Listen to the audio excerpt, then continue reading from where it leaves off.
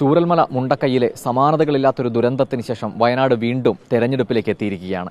മുണ്ടക്കൈയിലെ വോട്ടർമാർക്കായി ഒരു പ്രത്യേക booth Meppadi government higher secondary സ്കൂളിൽ ഇത്തവണ തെരഞ്ഞെടുപ്പിൽ ഒരുക്കിയിട്ടുണ്ട്. അവിടെ വോട്ട് ചെയ്യാനെത്തിയിരിക്കുന്ന ഈ ദുരന്ത ബാധിതരായ ആളുകളെയാണ് ഈ കാണുന്നത്.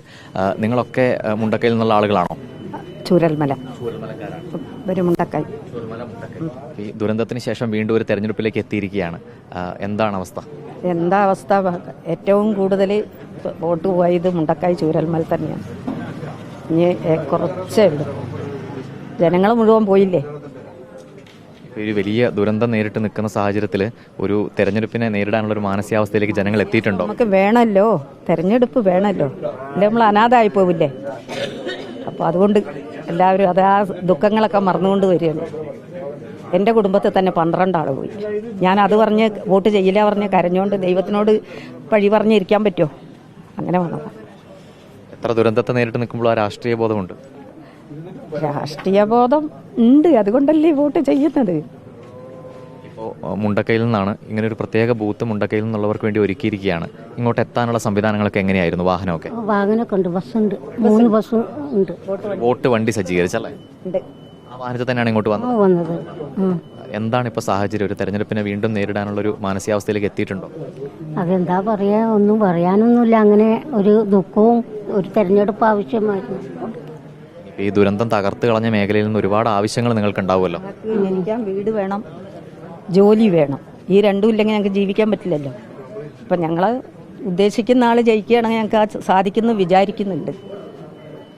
പ്രതീക്ഷയുണ്ട്. നിങ്ങളുടെ ആവശ്യങ്ങളൊക്കെ ഇനി നിറവേറേണ്ടതുണ്ട്. പുതിയതായി തെരഞ്ഞെടുക്കപ്പെടുന്ന ആൾ ആരാണെങ്കിലും ഇരിക്കാനൊരു വീടും ജോലിയും ഞങ്ങൾക്ക് ആവശ്യമാണ്.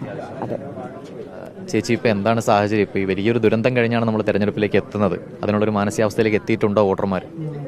എന്താ പറയാ, അതിന്റെ അവസ്ഥയിലേക്കൊന്നും എത്തിയിട്ടില്ല. ഇപ്പോഴും എവിടെ എത്തിയിട്ടില്ല. ഈ സ്ഥാനാർത്ഥികൾ പ്രചാരണമായി നിങ്ങളുടെ സ്ഥലങ്ങളിലൊക്കെ എത്തിയിരുന്നോ? ഞങ്ങൾ ഇപ്പൊ കൽപ്പറ്റ താമസം. അവിടുന്ന് വീട് നഷ്ടപ്പെട്ടവരൊക്കെ കൽപ്പറ്റയിലേക്ക് മാറിയവരിലാണ്. അപ്പോൾ ഈ വാഹന സൗകര്യമൊക്കെ ഏർപ്പാടാക്കിയിരുന്നു. ഒരു പ്രത്യേക ബൂത്ത് നിങ്ങൾക്ക് വേണ്ടി ഒരുക്കിയിരിക്കുകയാണ്. എന്തായാലും ഒരുപാട് ആവശ്യങ്ങൾ ഉണ്ടാവും. ഇനി പുനരധിവാസം ഉൾപ്പെടെയുള്ള ആവശ്യങ്ങൾ ഉണ്ടാവും. ഒരുപാട് ആവശ്യങ്ങളുണ്ട്.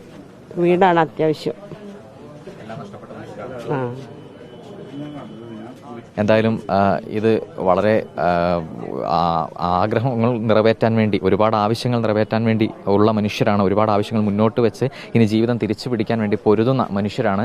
അതുകൊണ്ട് തന്നെ ഈ കാഴ്ച അത്രയും പ്രധാനപ്പെട്ടതാണ്. ഈ വയനാട് ഉപതെരഞ്ഞെടുപ്പിൽ മുണ്ടക്കൈയിലെ ജനങ്ങൾക്ക് വേണ്ടി, ഈ ദുരന്തം ബാധിച്ച ജനങ്ങൾക്ക് വേണ്ടി ഒരു പ്രത്യേക ബൂത്താണ് ഇവിടെ ഒരുക്കിയിരിക്കുന്നത്. ആ ബൂത്തിലെത്തി അവർക്ക് വേഗം തന്നെ ഈ വോട്ട് രേഖപ്പെടുത്തി അവരുടെ സമ്മതിദാനാവകാശം രേഖപ്പെടുത്തി മടങ്ങാവുന്നതാണ്. അവർക്ക് പോളിംഗ് സ്റ്റേഷനിലേക്ക് എത്താനായി വോട്ട് വണ്ടി, KSRTC ബസ്സുകൾ വോട്ട് വണ്ടിയായി സജ്ജീകരിച്ചിട്ടുണ്ട്. ആ വാഹനത്തിലാണ് ദുരന്തബാധിതർ ഇങ്ങോട്ട് എത്തുകയും ചെയ്യുന്നത്.